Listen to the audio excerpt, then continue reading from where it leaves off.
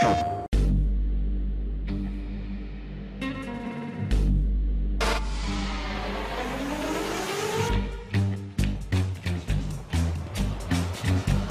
is survival racing, urban off-road racing, the party at the end of the world. This is as rough and rugged as any previous MOTORSTORM, if not more so.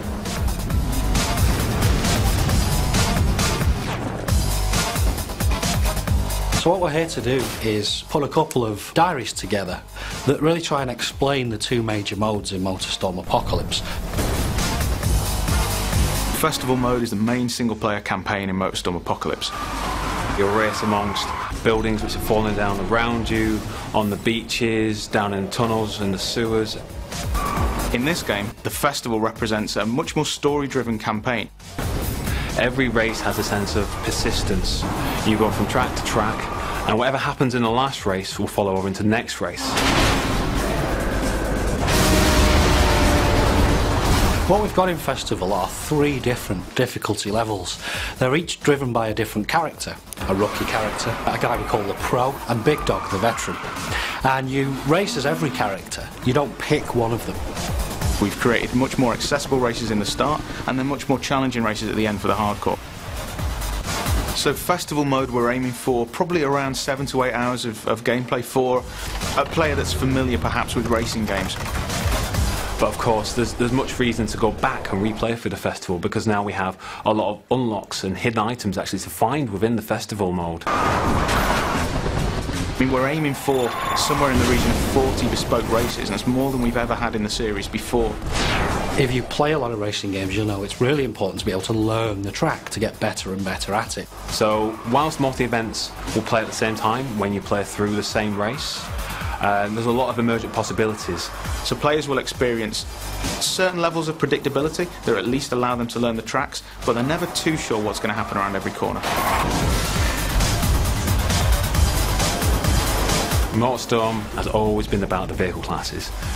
We've now got 13 in total, which are 5 new vehicle classes. So you've got all the existing vehicles from the previous games, monster trucks, big rigs, buggies, bikes, etc., which all bring their unique style and handling abilities to the game. We're now introducing vehicles which are a bit more suited to the city. So vehicles like supercars, superbikes, choppers, muscle cars, and even super minis, more European style hot hatches. So they're all present in the game, but they've all been given the MOTORSTORM treatment. We noticed there was a lot of enthusiasm for taking the game into a city, but we really didn't want to do MOTORSTORM does urban racing. We wanted to do more than that and be more exciting.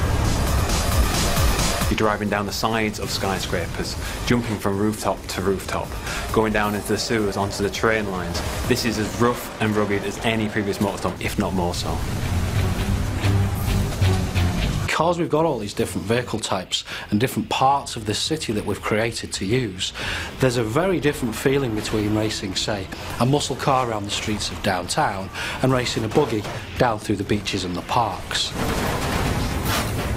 We made a very deliberate choice to give the player, or hand-pick the player, a vehicle for every race within the festival.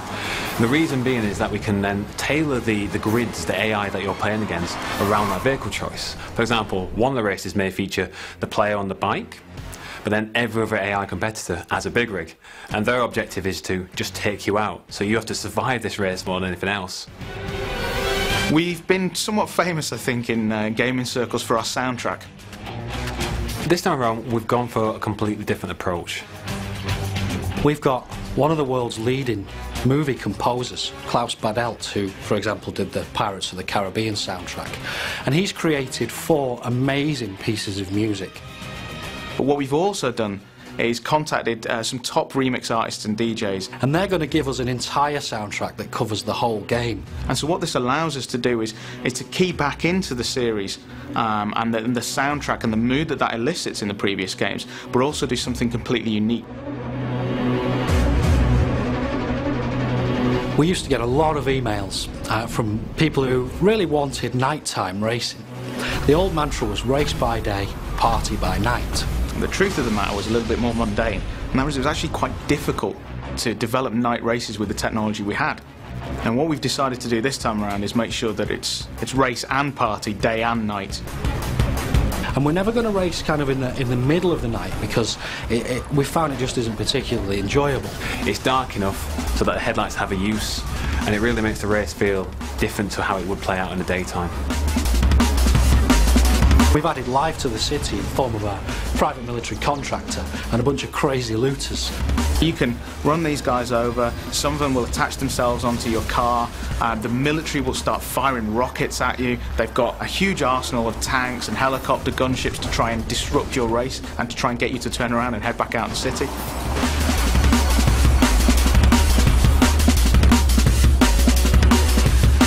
When you play the game, it feels different. It feels like no type of off-road racing experience you've had and no type of urban racing experience that you've had before. They kind of come together really nicely to offer a whole fresh take on this type of experience.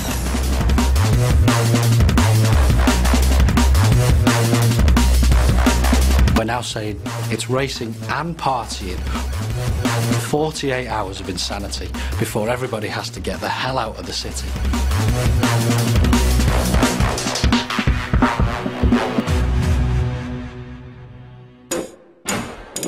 PlayStation